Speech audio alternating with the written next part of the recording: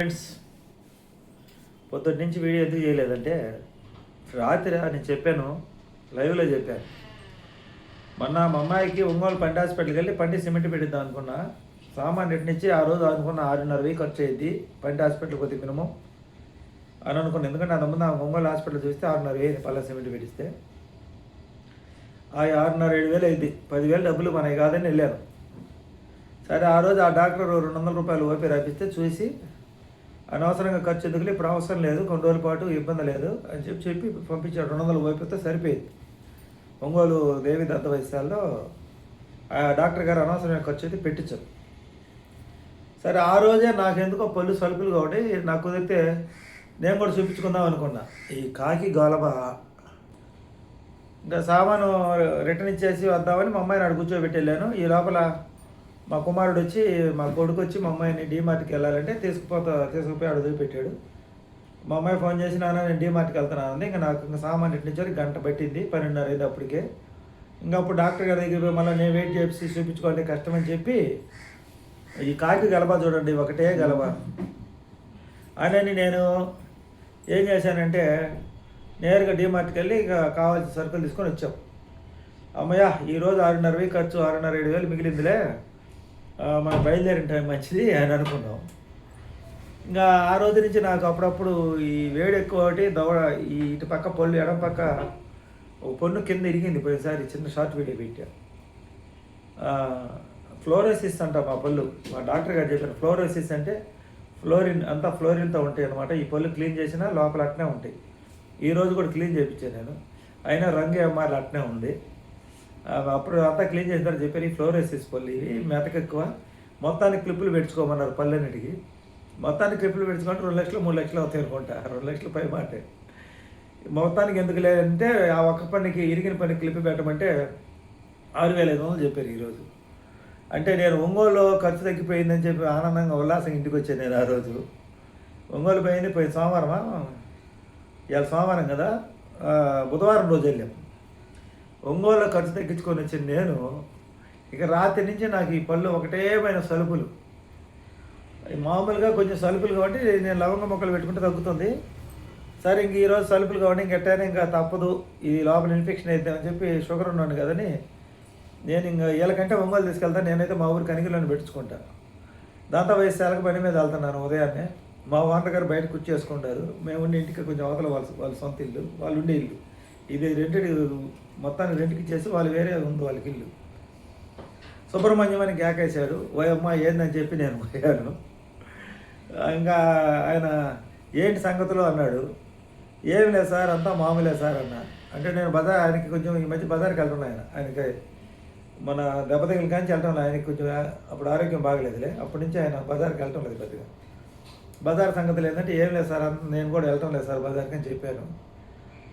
ఆయన నువ్వు ఏదో చేస్తున్నావు అంటే నాకు వేరే వాళ్ళు చెప్పారు అన్నాడు. ఏది సార్ అన్న, అది ఏదో చేస్తున్నావు అంటే కదా అన్నాడు. ఏం సార్, యూట్యూబ్ సార్ నేను చేసేదన్నా. మన సబ్స్క్రైబర్లు చాలామంది లైవ్లోకి వచ్చిన వాళ్ళు చాలామంది అడిగారు, మీ ఓనర్ గారికి మీరు యూట్యూబ్ చేసే సంగతి తెలుసా అని. మా ఓనర్ గారికి నేను ఇంతకుముందు చెప్పాను, ఆయన వినిపించుకోవాలి. అప్పుడు వినిపించుకోకుండా మీరు ఏదో చేస్తున్నామంటే నీకు నెలకు డబ్బులు వస్తున్నాయంట కదా అన్నాడు. అప్పుడు మా ఓనర్ గారితో నేను ఒక మాట చెప్పాను, సార్ నేనైతే యూట్యూబ్ ఛానల్ ఉంది నాకు, నేను ఇప్పుడు కాదు గత 3 సంవత్సరాల నుంచి చేస్తున్నాను. నాకు ఈ మధ్య పని తీసేసిన తర్వాత అదే కొంచెం ఇన్కమ్ వస్తుంది అని చెప్పాను. అని చెప్తూ నేనేమన్నానంటే, సార్ మీకు రెంట్కి అయితే ఏం ప్రాబ్లం లేదు సార్, ఎలాగోలా కడతాను, యూట్యూబే కాదు యూట్యూబ్ చేయకపోయినా కడతాను, కానీ మనిషి అనేది ఏదో ఒకటి చేయాలి కాబట్టి మీరు అందరూ అడుగుతుంటారు, అందరూ అడిగినట్టు మీరు అడిగారు అని చెప్పాను. అందరూ అడిగినట్టు మీరు అడిగారని చెప్పాను. ఆ మాట చెప్పిన తర్వాత ఆయన అదే లేదా, అది దాని గురించి కాదులే, ఏదైనా బాగుంటుంది కదా కావాల్సింది, ఏం చేస్తే మనకి బతకడానికి ఇన్కమ్ రావడం ముఖ్యమన్నాడు. వాళ్ళు పెద్దవాళ్ళు ఆలోచన మనలాగా ఉండదు, వాళ్ళ ఆలోచన గొప్పగా ఉండదు, వాళ్ళ ఆలోచన విధానం. వాళ్ళు ఏ పని చేసినా బతుకు తెరువు కోసమే కదా అన్నట్టుగా ఆలోచన చేస్తారు. వాళ్ళు అర్థం చేసుకొని, సార్ మీకు నేను ఆ మాట చెప్పాడు ఆయన, సార్ నేను మీకు యూట్యూబ్ చేయడం వల్ల మీకు ఏమైనా ఇబ్బందిగా అయినట్లయితే మీరు కనుక ఇల్లు ఖాళీ చేయమన్నా చేస్తాను, నాకేం అభ్యంతరం లేదు, మిమ్మల్ని నేను ఇబ్బంది పెట్టను, కానీ నేను ఇప్పుడు అది యూట్యూబ్ అనేది నాకు ఆదాయం, ఇప్పుడు నేను దాన్ని మానుకోవడం జరగదు, కష్టము అని చెప్పి. అరే దానికేం సంబంధం లేదు, మాకు మాకు టయానికి రెంట్ కడుతున్నారా లేదా అదే కావాలన్నాడు. అందుకే సార్ మీరు గొప్ప వాళ్ళు అన్నానని చెప్పాను నేను. ఇంకా అయిపోయిన తర్వాత ఇంకా వారికి చెప్పాను, సార్ నేను ఈ ఈ కొండ మీద నుంచి ఆ కొండ మీదకి వెళ్ళాలి, నా మార్గం ఇక్కడ పని అయిపోయింది, అక్కడికి వెళ్ళే మార్గం క్రమంలో మధ్యలో పెద్ద లోయ ఉంది, ఒక సన్నని దారం, ఒక రోప్లో నడవాలి నేను అటు ఇటు బ్యాలెన్స్ తప్పితే లోయలో పడిపోతాను. ఈ నడిచే క్రమంలో నా కొడుకు బాధ్యత, వాడు అవతలకి వెళ్ళిపోయాడు, నేను నా భార్యని నా కూతుర్ని వీళ్ళిద్దరిని నేను మోసుకొని నడవాలి. నా నెత్తి మీద ఒక భుజం మీద నా భార్య, ఒక భుజం మీద నా కూతురు ఉంది, వీళ్ళిద్దరి బాధ్యత నా మీద ఉంది. ఇప్పుడు నేను వీళ్ళని పోషించాలి, వీళ్ళని అవతలకి నాతో పాటు అవతలకి తీసుకెళ్ళాలి, బతకాలంటే ఏ మార్గం లేదు కాబట్టి ఈ పక్క నుంచి ఆ పక్కకి వెళ్ళాలి కాబట్టి మేము ఈ దారిని నడుస్తున్నాం. అంటే ఇది చాలా ప్రమాదకరమైన మార్గం. నేను నడిచేటప్పుడు అటు పడతావు ఇటు పడతావు అని వెనకాల కేకేసినా, ముందు వాళ్ళు కేకేసినా, కింద వాళ్ళు కేకేసినా, నేను ఎటు చూసినా అక్కడ పైనుంచి ఆ చిన్న బ్రిడ్జి మించి నేను కింద జారి పడతాను. ఎందుకంటే అడుగు వేసుకుంటే జాగ్రత్తగా నడవాలి, పైన నా బరువు ఉంది, నా కూతురు నా భార్య ఇద్దరు బరువు బాధ్యత నా మీద ఉంది. నేను పడ్డారంటే నేను ఒక్కనే కాదు, వీళ్ళిద్దరితో కూడా నా తమ్ముడు పడతారు, ముగ్గురం పడిపోతాం, టోటల్గా శూన్యంలోకి కలిసిపోతే మా జీవితాలు. అప్పుడు మేము బతకాలి కాబట్టి మేము జాగ్రత్తగా నేను బతకాలి, వాళ్ళని బతికించాలి కాబట్టి ఇక మిగతా ఆలోచనలు నా గురించి ఎవరేమనుకుంటున్నారో ఇవన్నీ నాకు అవసరం లేదు. నాది గమ్యం వైపు నా ప్రయాణం నడుస్తుంది. ఇక్కడ ఎంతమంది కేకలేస్తున్నారో, కింద నుంచి ఎంతమంది రాళ్ళు విసిరేస్తున్నారో, ఆ దెబ్బలు తగులుతున్నప్పటికి కూడా ఆ మాటలు నా చెవికి వస్తున్నా కానీ నేను ఈ బ్యాలెన్స్ కానీ తప్పంటే కింద పడిపోతాం, అసలు జీవితమే ఉండదు. ఇప్పుడు ప్రస్తుతం నా పరిస్థితి అది. ఈ టైంలో, ఈ తరుణంలో నేను జాగ్రత్తగా ఆలోచించి అడుగులు వేస్తున్నాను. మీకైతే రెంట్ అయితే సమయానికి చేరుస్తా. నేను 18వ తారీఖు మీకు రెంట్ ఇస్తాను. 6-7 తారీఖులు ఇవ్వాల్సింది. నేను చేరింది 5వ తారీఖు ఇంట్లో, నేను చేరింది 6వ తారీఖు చేరిన ఇంట్లో మీకు నేను 18వ తారీఖు ఇస్తున్నాను. అడ్వాన్స్ ఉంది కదా మీ దగ్గర, మీకేం ఇబ్బంది లేదు, నేను మీ రెంట్కి ఎలాంటి ఇబ్బందులు ఆపను చేయను అని చెప్పాను. అబ్బాయి దాని గురించి కాదులే, ఖాళీగా ఉండవు కదా ఏం చేస్తున్నాను అడిగాను అని చెప్పాను.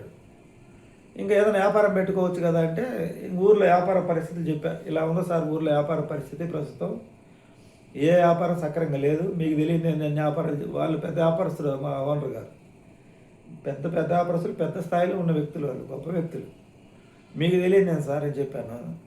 వాళ్ళ సరేలే అన్నాడు. అయితే వాళ్ళ దగ్గర ఉన్న గొప్ప విషయం ఏంటంటే మనల్ని అర్థం చేసుకున్నారు, మా యొక్క పరిస్థితిని, మా యొక్క ఇబ్బందుల్ని వాళ్ళు గొప్ప మనసుతో అర్థం చేసుకున్నారు. లేకపోతే ఏముందండి, ఇప్పుడు మేము ఉండే డిస్టర్బెన్స్కి ఎందుకు వచ్చి తలకనొప్పి, అతను పని మానుకున్నాడు, వాళ్ళ అమ్మాయి వచ్చి ఇంట్లో ఉంటుంది, వాళ్ళకి ఎప్పుడు ఏదో ఒకటి అనారోగ్య సమస్యలు ఏముంటాయి, ఎందుకు వచ్చిన తలకనొప్పి, ఖాళీ చేసి సరిపోయింది కదా అని అనుకోవచ్చు. కానీ వాళ్ళు అలా అనుకోవాలా. ఎందుకంటే వాళ్ళు కష్టపడి పైకి వచ్చారు, ఒక శిఖరాన్ని ఎక్కినా కానీ వాళ్ళు వెనక నడిచి వచ్చిన దాన్ని మర్చిపోవాలి వాళ్ళు.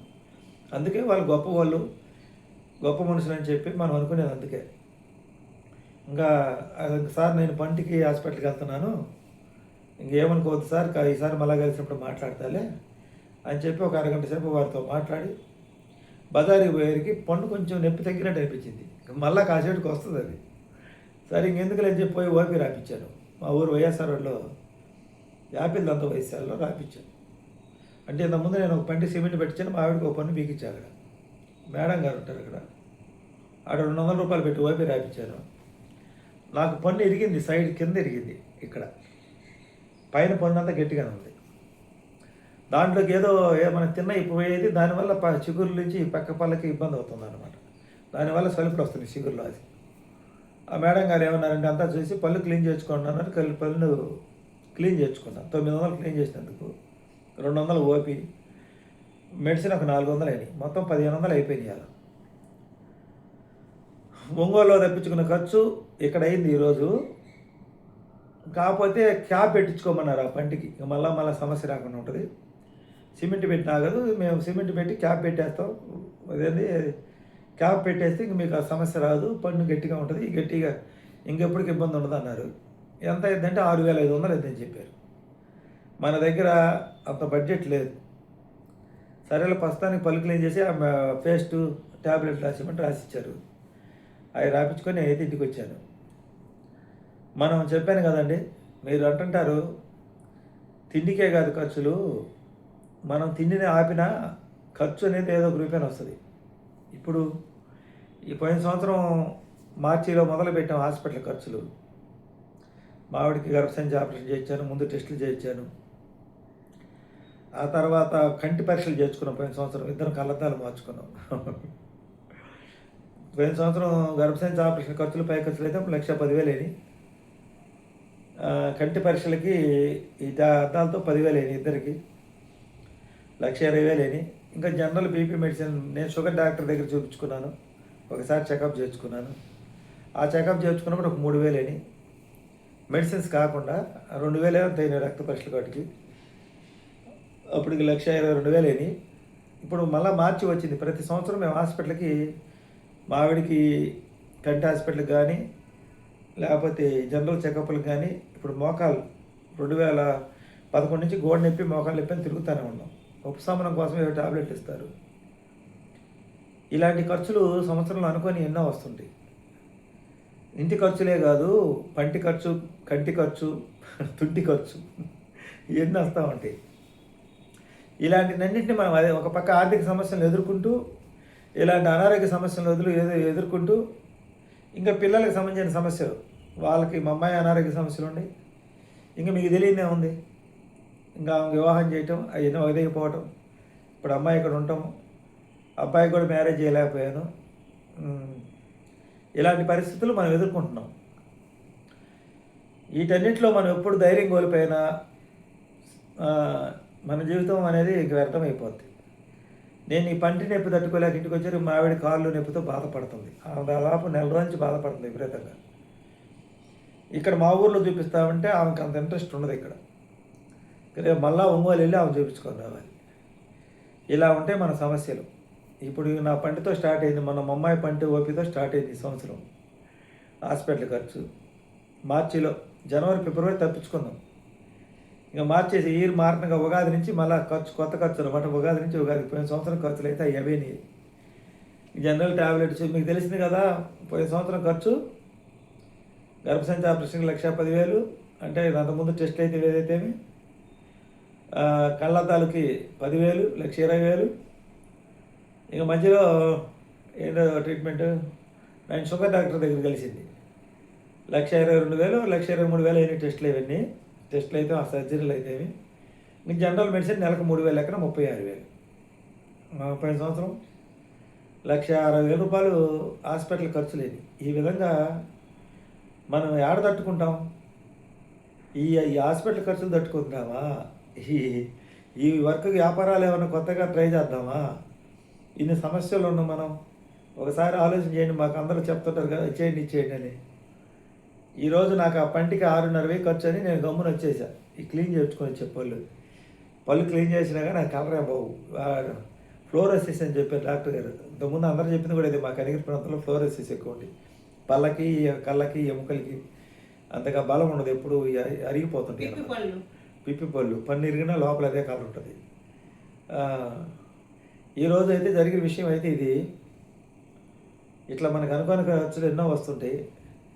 నేను చెప్పాను కదా, రేపటి గురించి ఆలోచన చేస్తే ఈరోజు నిద్ర పట్టదు. అందుకని నా ప్రయాణం ఎలా ఉందంటే, ఈ కొండ మీద నుంచి ఆ కొండ మధ్యలో అగాధం లోయ, సన్నటి బ్రిడ్జి, అంటే అడుగు తీసే బ్రిడ్జి. ఒక మనిషి నాడు నా పైన బాధ్యత, నా ఒక భుజం మీద మా ఆవిడ, ఒక భుజం మీద మా కూతురు. ఈ బరువు మోస్తూ నేను నడుస్తున్న బ్యాలెన్స్గా. ఇప్పుడు నాకు ఎవరైనా రాయి విసిరి కొట్టినా, నన్ను ఎవరైనా తిట్టినా, నన్ను ఎవరైనా కంగారు పెట్టినా, నా దృష్టి నడక తప్పించానంటే లోయలో పడిపోతాను. ఇదండి మీకు అర్థమయ్యేటట్టు చెప్పాలంటే సామాన్యుడి కష్టాలు ఈ విధంగా ఉంటాయి. నా ఒక్కడికే కాదు, ఇంకా కోకొల్లు ఉన్నారు నాలాంటి వాళ్ళు.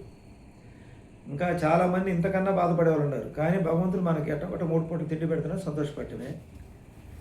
ఇది ఈరోజు వీడియో. పంట హాస్పిటల్కి పోయాను. ఇంకా నెక్స్ట్ ఏమంటారు, ఈ మోకాలు ఆర్థోఫిట్ డాక్టర్ దగ్గరికి పోవాలి. ఇలా ఈ హాస్పిటల్కి తిరగటము, ఒక పక్క జీవనాన్ని ఎలా కొనసాగించాలని ఆలోచన చేయడంతో మన జీవితాలు ఏదో ఒక రోజు ముగిసిపోతాయి. ఇది ఎవరు అంటున్నారు జాగ్రత్త పడ్డావా అని. నేను జాగ్రత్త పడలేదు కాబట్టి ఇబ్బందులు పడతా చెప్తున్నా. ఈరోజు 6:30 అయితే క్యాప్ పెట్టించుకునేవాడిని, లేదు. మొన్న మా అమ్మాయికి ఇంక 2 పళ్ళు రంధ్రాలు ఉన్నాయి, పంటికి 1200 చెప్పారు. ఇప్పుడు అర్జెంట్ లేదు, కొంచెం నిదానంగానే పెట్టించుకోవచ్చు అని చెప్తే 200 అయిపోతే అనవసరమైన ఖర్చు ఎందుకని మా అమ్మాయి కూడా అడ్జస్ట్ అయ్యి వచ్చింది. వద్దులే అని ఇలా అడ్జస్ట్ అవుతూ బతుకులేండి మనవి. ఇది ఇంకా ఈ వీడియో నచ్చితే లైక్ చేయండి, సపోర్ట్ చేయండి, షేర్ చేయండి, సబ్స్క్రైబ్ చేయండి. Thank you.